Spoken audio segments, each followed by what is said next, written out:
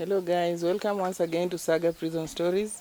We are here in Migori at the Rescue Center, and today I'm talking to the person in charge of this center, the one who takes care of these girls. I'd just like to remind you that if you've not yet subscribed to our channel, please do so. If you have, kindly let us know what other stories you'd like us to bring, share, comment, like. Welcome. Yeah, my name's Gladwell Wanjiru. I'm 29 years old and I'm a mother of 76 girls. We have a rescue center, or I may say a shelter, whereby we keep young girls affected by rape, defilement, child forced marriage, and female genital mutilation. Gladwell, what I've noticed is that most of these children, also some of their parents are in prison, because we cover basically prison stories, but that does not limit us from covering stories that we would want the rest of the society to know, stories that are deserving, that need help. But yes, some of the stories of the children I've heard are so painful to listen to. How do you cope with these, and could you kindly take us behind? How did this idea come to you? Where do you come from? How did you get yourself into this? Yeah, so thank you once again. You're much welcome in Migori. Thank you. Yeah. So it all started on when I was 16 years old. I got to stay with one of my relatives as I was schooling, and that's when I went through rape. And it was in a very funny way, because I would wake up in the morning, find myself wet. I never knew why I was wet. Everybody would ask me in the home, why are you waking up so late? And it was time for school. So I never knew that I was being dragged so that I can get raped. My goodness. Yes, so that's when I shared with one of the people that I knew. And she told me, it's time, when it happens again, come tell me so that I can see what to do. So I was dragged again. And that time, just imagine I was supposed to go to school. You know, when you're in high school, Yes. you're supposed to wake up by 5. And it was like 9 in the morning, I'm still sleeping. So when I woke up and went outside, I saw a lot of light, and I started feeling bad because I will be harassed again in school because I was late for school. So that's when I went to the lady and I told her that every time that I wake up so late nowadays, and I find myself like wet. I slept with my clothes, but now when I wake up, I don't have clothes. And I was taken to the hospital and I was told that I was raped. When I went back to the house, I could not understand who was raping me, because these people are my relatives. So I started fight with the person that I was living with, to an extent whereby I was taken to a police station. And when I was there, I could not explain what was happening, because I was charged with fighting. What? So when I told my mother and my father, nobody was understanding what was happening. So they never cared. Even for today, they just know that I was in jail, not jail, I was in police custody because of fighting. But they never tried to understand why I was fighting. And I was not this type of a lady who would just fight. Sorry, who were you living with? Your mother, your father, and? I was living with my relatives, a family. A family, your family? No, a man and a woman. Okay. And their kids. All right. Yeah. Were the kids grown up? No, the kids were small. Okay, so a man and a woman and their children. The place I was living, it was close to where I was schooling. So we decided that I stay with them since it was close to where I was going. All right, then you find yourself in police custody because of fighting. Who were you fighting? I was fighting the woman because I was trying to tell her that there's something going on, and when I wake up, it's only her in the house. So why could she not wake me up? So that's when she was a friend to one of the police, and the police station was very close to where we were living. So that's when I was arrested. I was taken there and charged with fighting. And my father, I think, called someone, and then that person talked to the officer in charge of the police station, and I was released. So from there, when I kept on saying what has been happening, nobody was trying to understand. So I just decided to keep that story within myself, but I would tell people that I get close to. Because telling my father and my mother was something that they could not even accept. So that's when I lived a very bitter life, and I decided to continue with school, then come to Migori. That is when I came to Migori to work. That was on 2012. So when I came to work, I was working in one of the hospitals. It's close to the shelter. So I would realize that girls would come, that they have been raped, and nobody to help them. The parents were like, they could not help the community the same way. So I would listen to these stories and compare with my story. So that's when I started like having talks with girls who have been raped, defiled, or maybe forced into marriage. And now that is when I started helping young girls. So at first I started with 12 girls. I was not living with them because I personally had no place to live.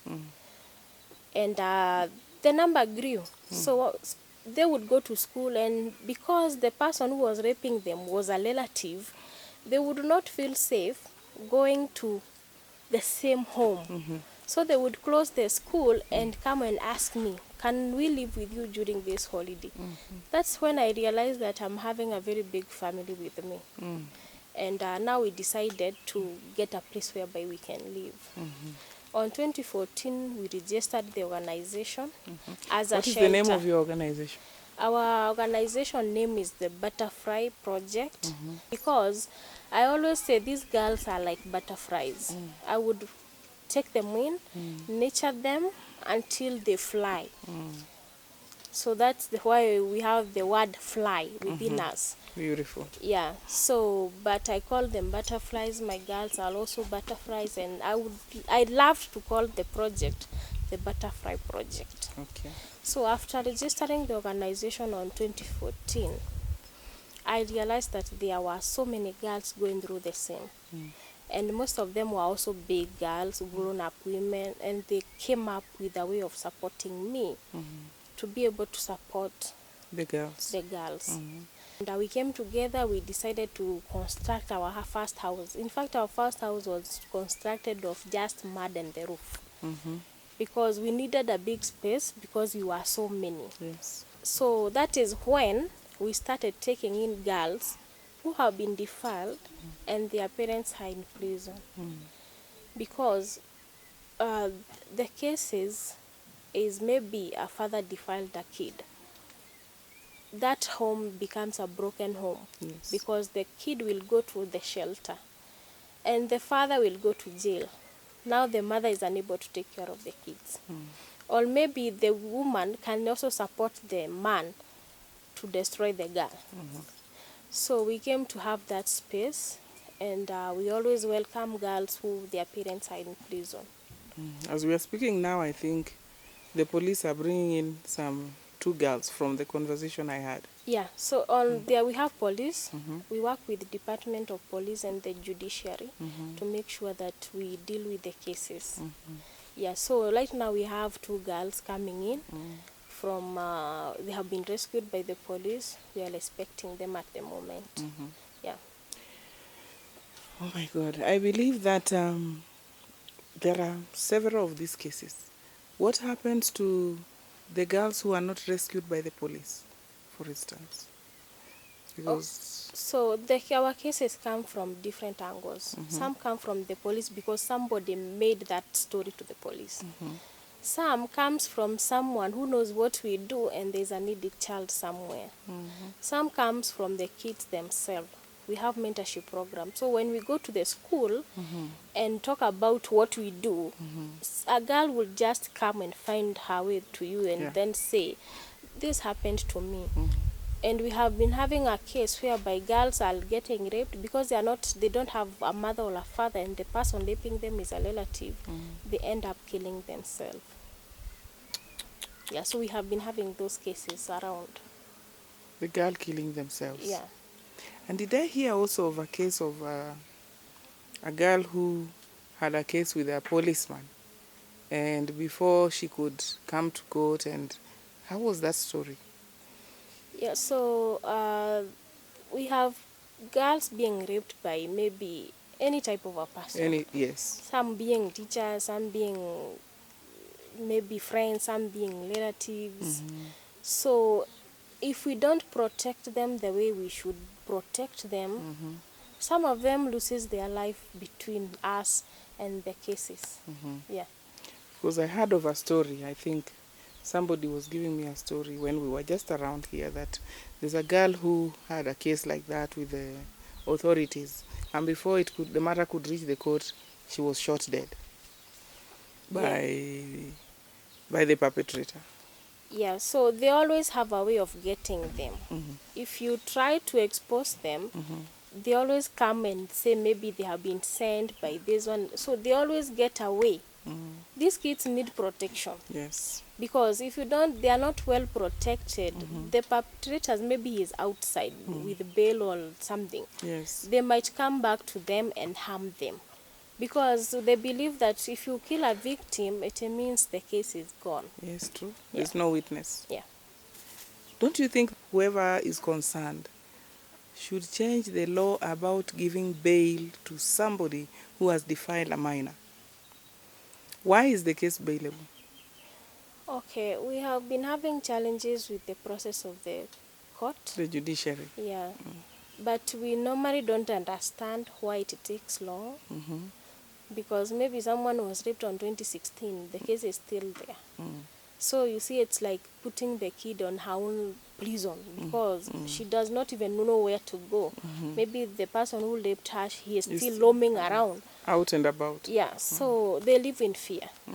But I don't know how the system works to make the court take so long to decide. And also, I think the problem is the witnesses. As for me, I think the law should be scrapped off and changed, and so that whoever does this to a child should never be free, because they can still get to the child and harm them. Yeah. And us as rescuers, sometimes we don't even know whether you are safe, whether we are even safe. We don't even know who raped this girl. Now we have been told this girl was raped by a man, 37, 36 or 32 years, but you don't know him. So maybe you are just meeting him on the way on a daily basis, and he knows you're crossing paths with them. Yeah, he knows you are the one with the girl, but you don't know who he is. You understand? Yes. So it becomes a challenge, and we always, like for me, I always say like I'm not safe. I don't even want to discuss the girl stories because I don't want people to know that I have a certain girl with me. Yes. Yeah. And we are not offered security. So there's no way, there's nothing we can do. So it is between you, the children, and God. Sana it's between me and my God.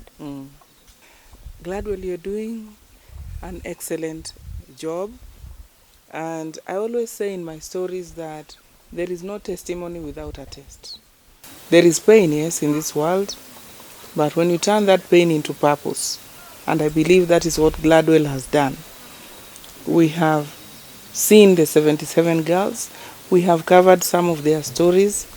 As I said, very heart-rending, very sad, and believable. If there's anyone out there who would wish to help this rescue center, we are going to ask Gladwell to give out her number, and if God touches your heart, you can call her She can tell you what kind of help she needs if it is within your heart. We have seen what we have seen. We try to do what we can on our own, but we can't do everything. But when we come together, we can do a lot. Gladwell, it is sad that you went through this as a child. You had no one to listen to you. You didn't understand what was happening. And from the stories I've had, we've had cases of children who have reported to their mothers, who have reported to their fathers. But because the perpetrator is a relative of the father, it goes like that. Maybe the child goes to the police to report themselves. What do you think happens within the mind of a mother or a father to hear such a thing about your own child and you ignore it? It depends with the challenges. Like in a place where we are, for you to get a police station, you have to go so many miles.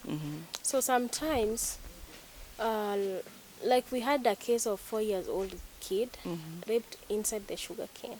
A 4-year-old, 4? 4 years 1, old. 2, 3, 4. Yeah. So the mother had only 5 shillings.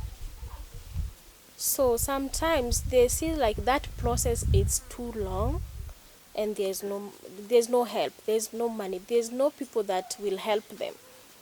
So they just decide to keep quiet and continue with their own daily life. And let this 4-year-old continue being defiled? Yeah. Until? Yeah. So in some society, the men are also to decide. If the husband says that this case, maybe for example, is the brother to the husband who raped the girl, and the husband does not want that case to go on, they say that there is no case, and you as a woman, you just go silent. So you are in this home, your child is being defiled, and you continue. You as a mother, you carry on with life in that home. Yeah. So most of the women are helpless, because maybe the husband does not want the case to continue. So they force you to withdraw. They make sure that they have, we say in Kiswahili, kufinya mtu, until you cannot kunyanyasa. Say, kunyanyasa, until you say nothing. Yeah. What do you think should happen? What do you think I don't know. I don't even know what to say. What do you think the society should do, or the authorities concerned, to help these kind of children? Okay, for me, I would say, and I always say this, it's upon the parents to protect their own kids. It's one of the duties, one of the biggest duties that a parents have is to protect his or her own kid. If you fail protecting your own kid, it means you have failed in everything. So many people judges kids according to how they look, but not understanding what they have passed through. What they have gone through.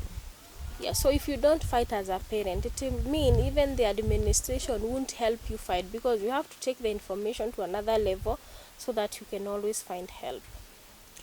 Do you think that these children are growing up as bitter children, or do you have sessions of counseling for them? Do you have people who volunteer to come as counselors? Yeah, so for me, I grew up a very bitter person. I think that thing came to an end like 2 years ago when I met a woman who was in prison in US. So she talked to me, and I could not even talk about everything, because when I talk, I would shed tears. I know. So I was told that was bitterness inside me, but I could never tell. So I decided to just forgive, forget, and move on. But these are kids. They always carry what they feel inside them. So for our program, we have the mentorship programs, whereby we have friends who would come, talk to the kids, mentor them, and these kids would open up to them, tell them their problems, and then they are counseled. So counseling is really helpful. And I have seen that most of these children are so young, 10, 11, 12. When I look at their faces, I can see sadness deep inside them. have you reached out to society within? Because I'm sure every area there are experts who probably could be willing to just come and assist in whichever way, in whichever method they are gifted in raising these children.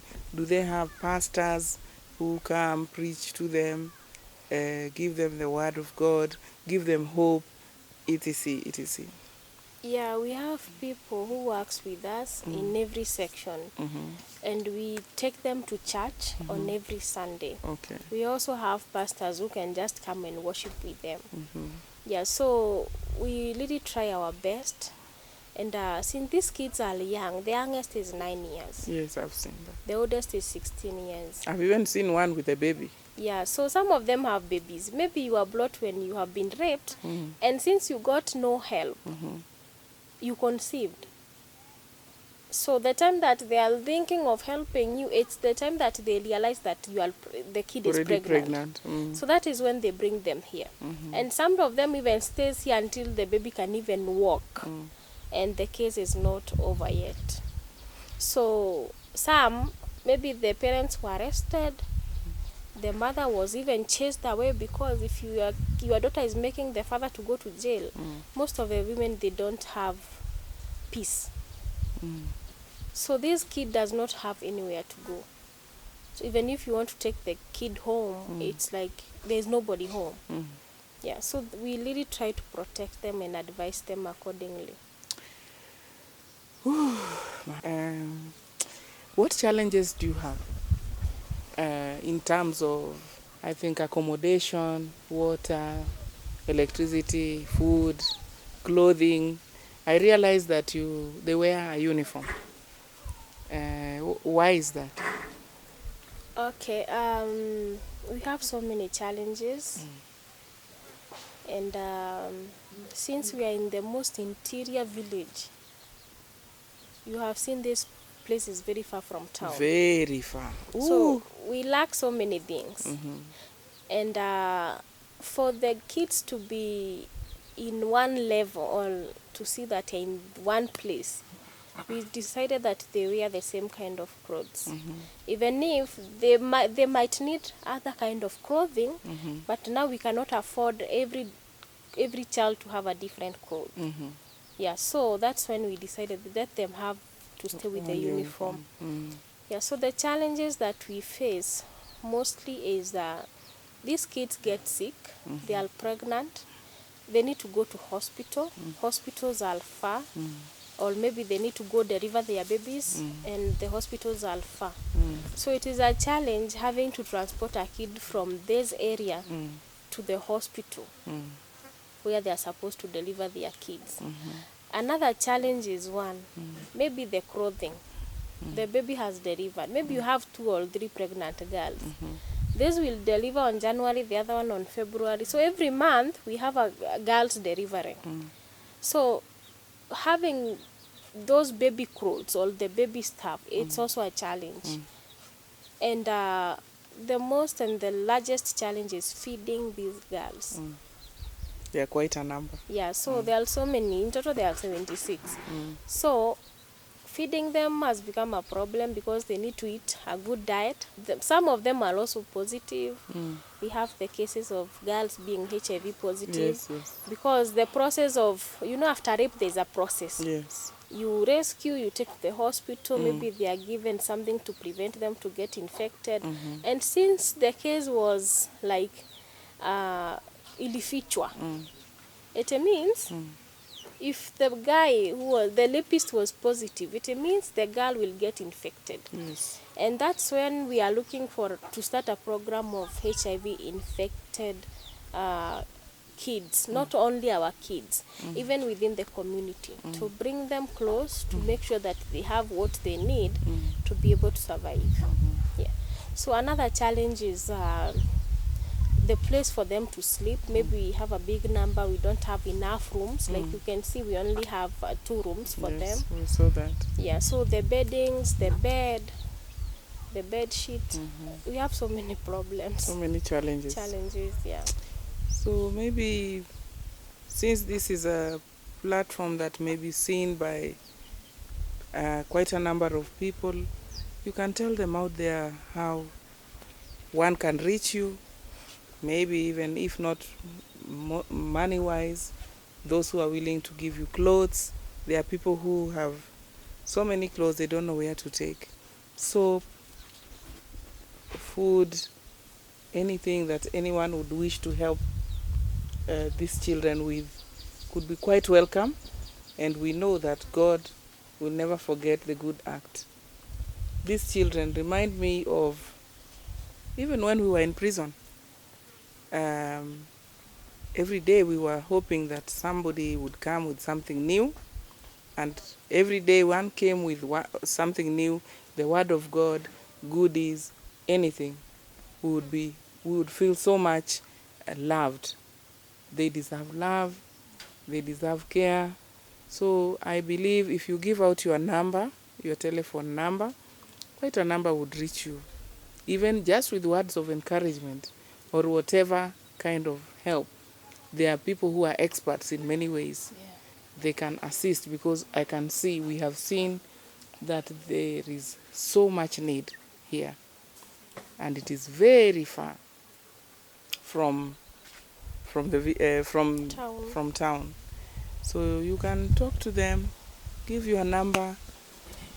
Yeah, so viewers, I would appreciate you watching this video so that we can you can know what happens. And I always believe that no matter where we come from, no matter the color of our skin, no matter the language that we speak or the place that we come from, our dreams are varied. And I always believe that these girls have dreams, and their dreams are varied, and they have a life to live even after being rescued or after going all through that problem that they face. So I am based in Migori, in a place called Awendo. I know it's sometimes it's far from Nairobi, but I know you have viewers from this side also. For those who are interested with supporting our program, supporting our girls, joining us either mentally or financially or any way, so my contact number is +254 701 716 534. My contact is +254 701 716 534. You can also reach me through my Facebook page, that is Gladwell Wambui, whereby there are a photo of me and my girls wearing red. And you can also reach me through my YouTube channel, that is I Am Gladwell, whereby we also share stories about these young women. I believe that the children, the girls, are going to get help from well-wishers, because they deserve it. They don't deserve to suffer beyond what they have gone through. They are still very young minds. These are our future leaders. They are leaders of tomorrow. Let's take care of them. Through your hearts, if God touches you, please do what you can do for these girls. Gladwell has given her contact. She's on YouTube, she's on Facebook, her phone number. Kindly do so if you wish. Thank you so much for being with us. Once again, I ask you to subscribe, like, share, comment, and let us know what stories you'd like us to cover again. This has a lot to do with prisons. The other stories we've been covering are educational and also entertaining. But this is also something that, if society comes together, they say umoja ni nguvu. Haba na haba hujaza kibaba. If we give little here and there, it will take her a long way. Thank you so much for tuning in. Thank you for being with us. Stay tuned to more Saga Prison Stories. Thank you.